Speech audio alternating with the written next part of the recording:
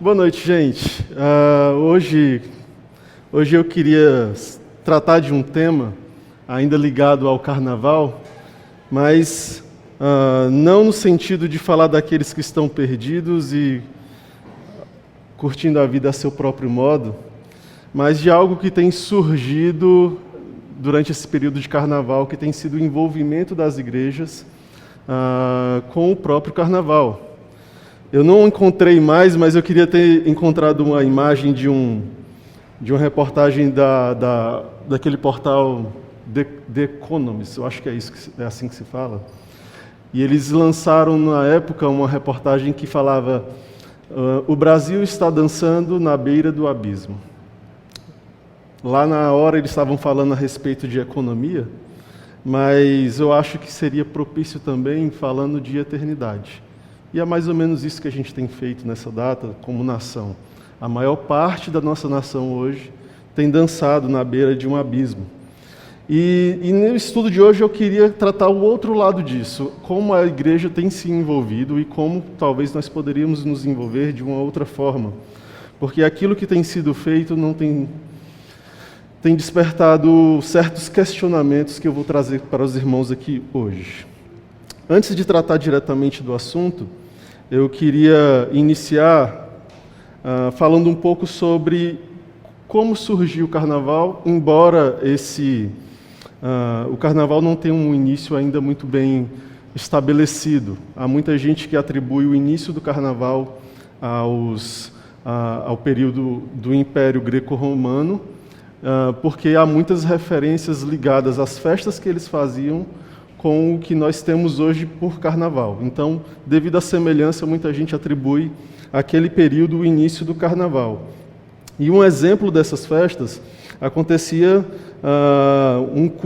vou dizer, uma celebração dedicada ao deus Baco, também conhecido como Dionísio. Esse cara aqui é o que dá o nome àquela festa famosa chamada Bacanal. Então, ele é um deus conhecido como um deus do vinho. Ele era um cara muito ligado a festas e ele simboliza o hedonismo. O hedonismo é a busca pelos prazeres, né? Que é basicamente aquilo que a gente vê durante o carnaval. A galera sai à rua buscando por prazeres.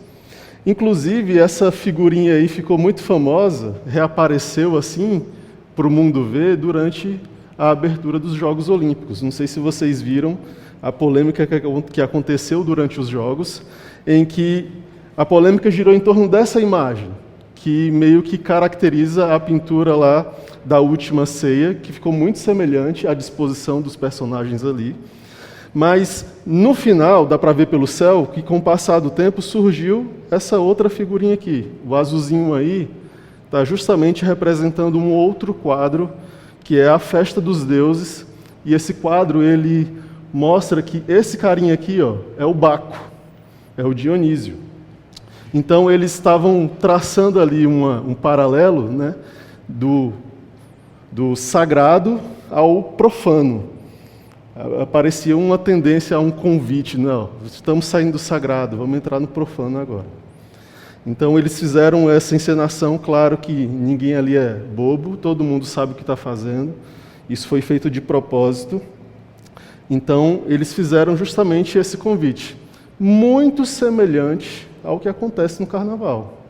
O Carnaval é um período em que as pessoas abandonam aquilo que é sagrado, abandonam a moralidade, para fazer justamente aquilo que dá na telha, para abraçar o hedonismo, a busca pelos prazeres, independente da situação. Então você vê homem que é bem homem se vestindo de mulher, mulher se vestindo de homem, e todo tipo de relação acontecendo durante o período do carnaval.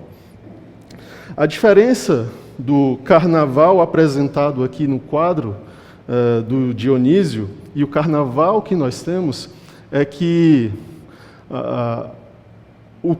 a celebração é voltada não mais para um deus grego, mas agora para as religiões de origem africanas. Surgiu nos últimos dias aí um vídeo daquele carnavalesco conhecido, que é comentarista da Globo, que é esse cara aqui, o Milton Cunha. o depoimento de alguém que está dentro, vivendo aquilo de forma intensa há muitos anos. Então eu quis considerar isso para que a gente não achasse que o carnaval é simplesmente uma questão cultural, mas o carnaval também é uma questão religiosa. Para as pessoas que organizam e fazem parte disso, eles estão fazendo algo religioso. Então, o carnaval não é apenas uma questão cultural. Paulo adverte a igreja sobre a participação dos irmãos em banquetes dedicados aos deuses pagãos. Logicamente, a igreja de Corinto trazia essa preocupação referente à idolatria, senão ele não teria dado esse aviso. E aí, se nós olharmos no início do capítulo 10, aconteceu que o povo judeu, ele começa a falar a respeito do povo judeu que estava lá no deserto. Vamos ler aqui. 1 Coríntios 10, o versículo 6 a 8 diz: Tais coisas aconteceram como advertência para nós, a fim de que não cobiçamos o que é mal, como eles cobiçaram, nem adoremos ídolos, como alguns deles adoraram. Segundo as Escrituras, todos comeram e beberam e se entregaram à farra. E não devemos praticar a imoralidade sexual, como alguns deles praticam. E morreram 23.000 pessoas num só dia. Então aqui Paulo estava estabelecendo algo diante do povo de Corinto, que estava praticando estava tendo algumas práticas imorais, estava vivendo no meio de um povo extremamente idólatra, e Paulo deixa claro que a cobiça, a idolatria e a imoralidade são ofensivas a Deus, e que ele puniu com a morte aqueles que estavam vivendo essas coisas no deserto. Se nós olharmos agora para o versículo 19, ele dá mais orientações ao povo de Corinto. Ele fala o seguinte: Então, o que estou tentando dizer? Que a comida oferecida a ídolos tem alguma importância, ou que os ídolos são deuses de verdade? De maneira nenhuma. Estou dizendo que são sacrifícios. De maneira nenhuma. Estou dizendo que esses sacrifícios são oferecidos a demônios e não a Deus. E não quero que vocês tenham parte com demônios. Continuando. Vocês não podem beber do cálice do Senhor e também do cálice de demônios. Não podem participar da mesa do Senhor e da mesa de demônios. Acaso nos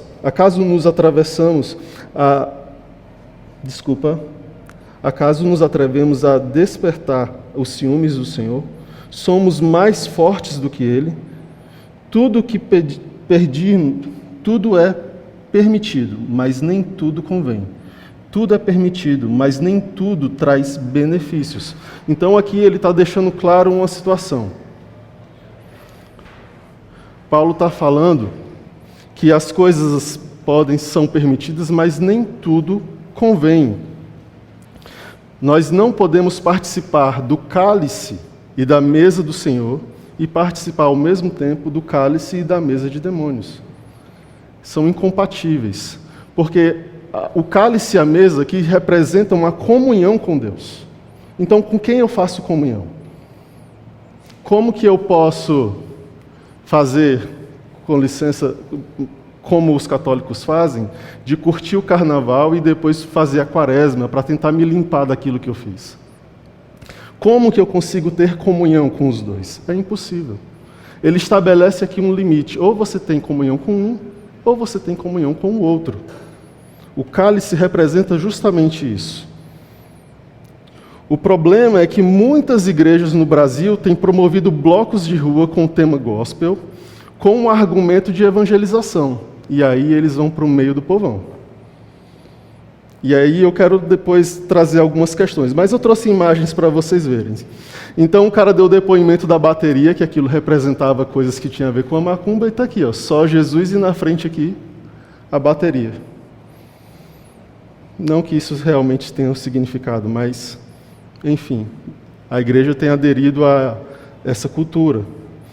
E aí tem outro, o povo de Deus está pulando o carnaval. Diante do significado do carnaval, o povo de Deus está pulando o carnaval. O Zamba me mandou um videozinho que era um pastor dando depoimento, eu resolvi trazer. Diante desse ponto, eu queria levantar alguns questionamentos.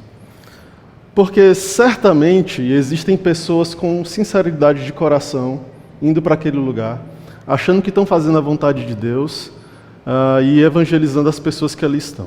Certamente há pessoas que estão com as melhores das intenções ali.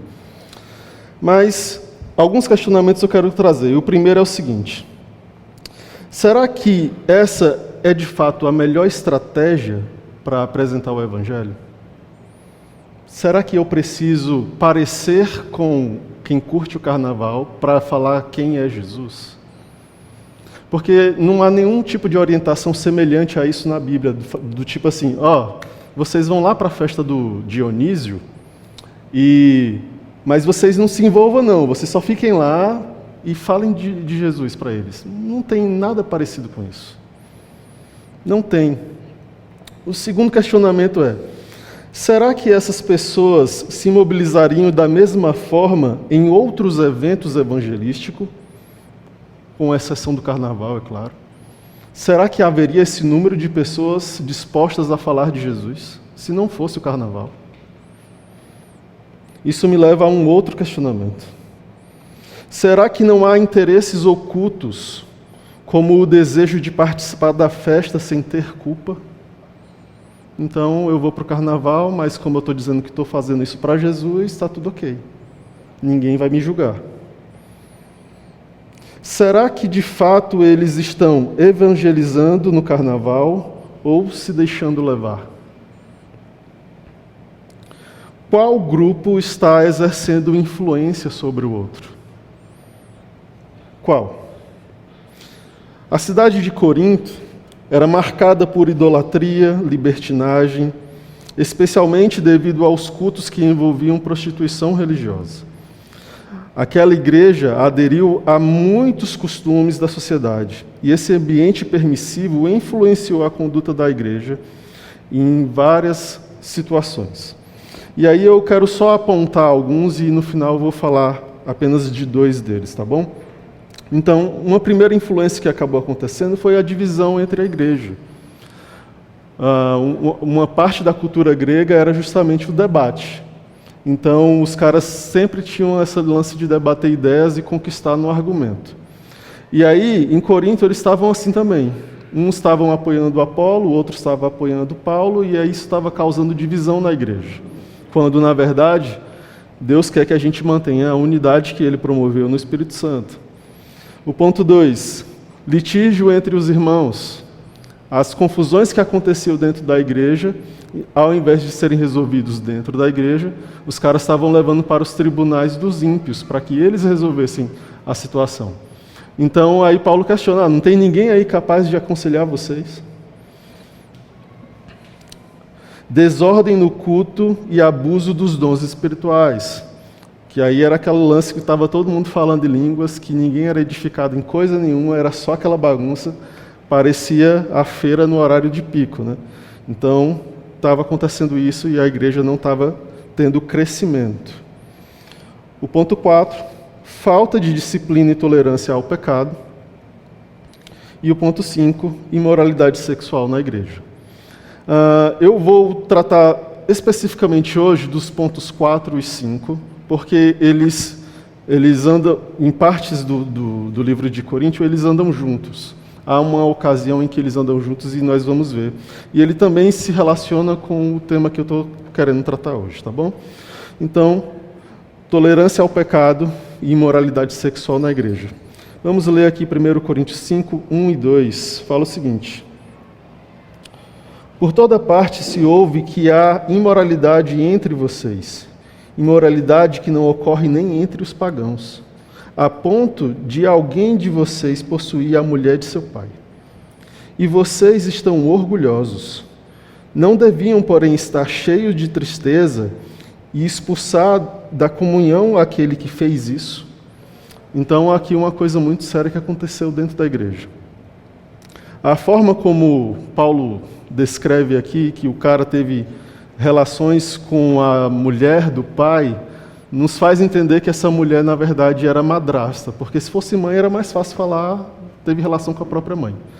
Mas dá a entender que ela se tratava de uma madrasta e que esse cara, ele só tinha ele na igreja. A mulher e o pai não faziam parte. Por isso a disciplina não se aplicou a eles quando ele cita a disciplina apenas para ela, no caso, e ele cita a disciplina apenas para ele. E ao ler o versículo 2, nós temos a impressão de que eles não têm a real percepção da gravidade daquilo que tem acontecido. Eles estão ali orgulhosos. É como quem está fazendo tudo certinho e não está acontecendo nada de grave dentro da igreja. Eles não percebem a gravidade daquilo que tem acontecido. E aí Paulo trata isso assim de uma maneira muito dura. Por quê? Porque eles deveriam estar cheios de tristeza e não de orgulho. Parece que aquilo era uma coisa trivial. E aí Paulo fala que eles deveriam retirar esse irmão do meio do convívio da igreja para que o testemunho dele não acabasse atrapalhando o evangelho no meio do povo. Então, ele falou que por toda parte se ouve que há imoralidade entre vocês. Então a fama já tinha se espalhado. O prejuízo já tinha sido feito.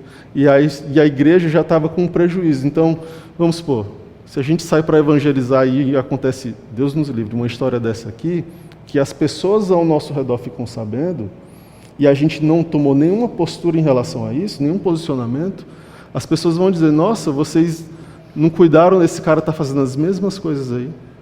Fez tudo errado e está lá falando no meio de vocês. Eu não vou para aí, não. Então, o mau testemunho é algo que é crucial aqui.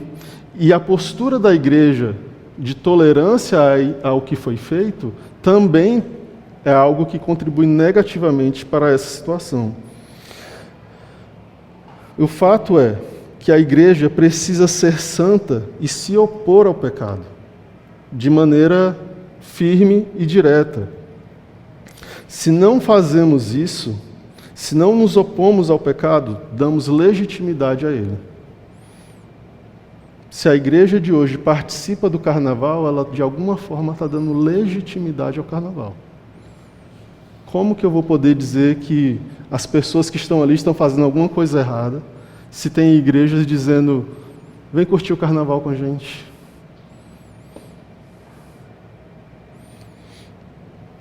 Eles perderam a autoridade e a possibilidade de apontar os erros dessas pessoas. Isso me fez lembrar uma música do Rodolfo Abrantes que fala assim, no seu olho tem um cisco, me disse um cego, 1 segundo antes de cair no abismo. É uma referência a Mateus 7, quando Jesus fala, antes de querer tirar o cisco que está no olho do teu irmão, tira primeiro a trave que está no teu olho.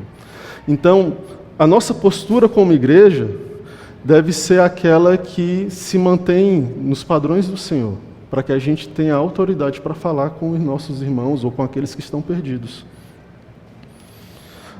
As pequenas concessões já representam um risco para a igreja.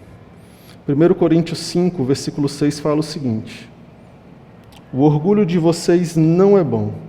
Vocês não sabem que um pouco de fermento faz toda a massa ficar fermentada? O pecado não questionado pode rapidamente afetar toda a igreja.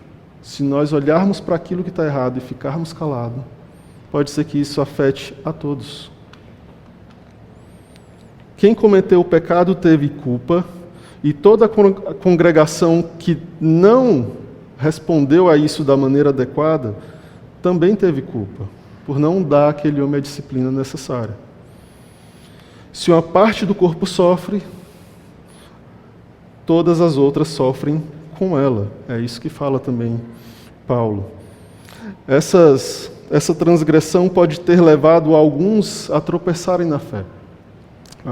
A Bíblia fala que nós devemos ter cuidado com aqueles que são novos na fé. Por quê? Porque às vezes a gente fala coisas ou ele vê coisas e aquilo traz uma grande dor no coração. E fala assim, eu não imaginei que na igreja seria desse jeito. E essa pessoa precisa ser cuidada, precisa ser pastoreada no sentido de dever de cuidado. E isso não é só para o pastor, tá? É algo que cada um de nós podemos fazer, esse cuidado mútuo. E a questão aqui surge essa questão referente ao carnaval. Se à medida que nós vamos dando concessão para que tudo aquilo venha acontecer, a verdade é que a gente vai abrindo mão daquilo que são os princípios do Senhor. E nós não podemos viver assim. E aí surge uma pergunta que eu coloquei aqui. Nós levaríamos alguém para evangelizar no carnaval? Especialmente se essa pessoa fosse nova na fé, ou tivesse problema com álcool ou com luxúria? Qual a chance desse cara ter uma recaída? Essa também deveria ser uma preocupação quando se faz algo nesse sentido.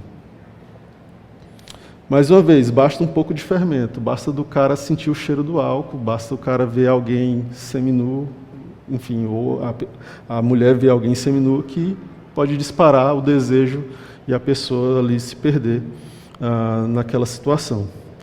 O segundo ponto aqui trata da imoralidade sexual na igreja. Os cidadãos de Corinto eram conhecidos por sua imoralidade e decadência. A cidade era um centro de comércio e portuário.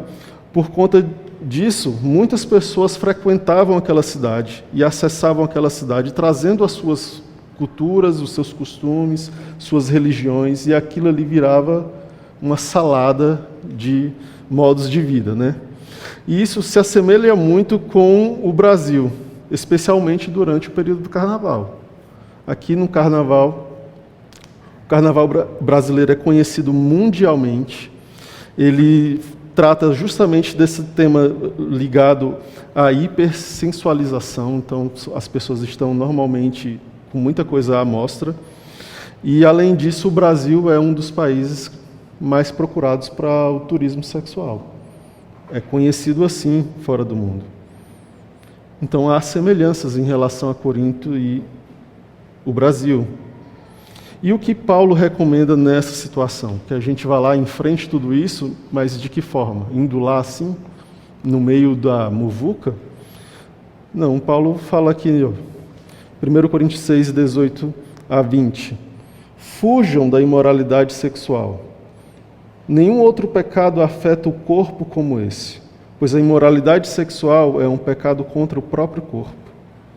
Vocês não sabem que o seu corpo é templo do Espírito Santo, que habita em vocês e lhe foi dado por Deus?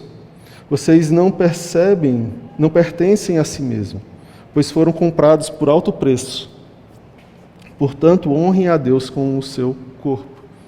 A questão é justamente aquela de se envolver com a prostituição. Paulo estava falando que quem se envolvia com isso estava ofendendo a Deus, e isso estava marcando o próprio corpo daquela pessoa. A questão é que nós precisamos, como igreja, de alguma forma, mostrar ao Senhor, mas mantendo a nossa posição diante daquilo que tem acontecido. Falando para essas pessoas que elas precisam de arrependimento, precisam de uma mudança de vida. Mas a gente não precisa se parecer com elas para que isso venha acontecer. O que a gente precisa é, no decorrer do ano, nas oportunidades que surgem, poder falar de Deus para elas, aproveitar essas oportunidades. Nós nos relacionamos com muitas pessoas que nesse momento estão curtindo o Carnaval. Eles não precisam ser evangelizados só no Carnaval. Quando eles voltarem com as suas dores, suas ressacas, com o seu emocional abalado, talvez seja uma oportunidade para você dizer como foi para você. Você sabia que tem outras possibilidades? Você sabia que existe um Deus que se preocupa com você e quer algo diferente e muito melhor do que isso? Nós precisamos, de fato, olhar para essas situações. Nos importar com as pessoas é nessas ocasiões e aproveitar cada oportunidade que o Senhor nos dá. Eu só queria relembrar aqui os pontos de hoje. Não podemos legitimar o Carnaval. Nós não podemos tornar natural aquilo que Deus abomina, aquilo que é dedicado a outros deuses. Nós não podemos nos misturar com isso. Acho que um papel importante da igreja é deixar claro que há algo diferente entre nós e eles. E isso se apresenta também no modo como nós vivemos, no modo que a gente age nas nossas escolhas. Devemos se opor ao pecado de maneira clara, direta, falar para as pessoas que o pecado é algo que nos leva para a morte eterna, para longe de Deus. Deixar claro que o Senhor entregou a sua vida para nos livrar desse pecado, nos dar vida ao lado dele, aproveitando as oportunidades que surgirem para que isso aconteça. Por fim, devemos fugir da imoralidade sexual. Qualquer coisa que se assemelhe a isso é algo que nós devemos evitar. O Senhor nos chamou e nos presenteou com as relações, mas dentro do casamento. E isso faz parte da bênção do Senhor. Essa é a maneira como nós devemos desfrutar da sexualidade. Debaixo da bênção de Deus, dentro dos planos do casamento. E aí a gente pode testemunhar os benefícios disso. Que normalmente as pessoas olham para o casamento como se fosse uma prisão e não entendem o casamento como uma bênção, que de fato ele é. É uma bênção. Olhando a longo prazo, é ter alguém com quem eu posso crescer, ter comunhão, alguém que me mostra os meus erros, que me ajuda a ser mais parecido com Deus, alguém que eu ajudo a ser mais parecido com Deus. É alguém com quem eu posso contar, é alguém com quem eu posso envelhecer ao lado, se Deus assim permitir.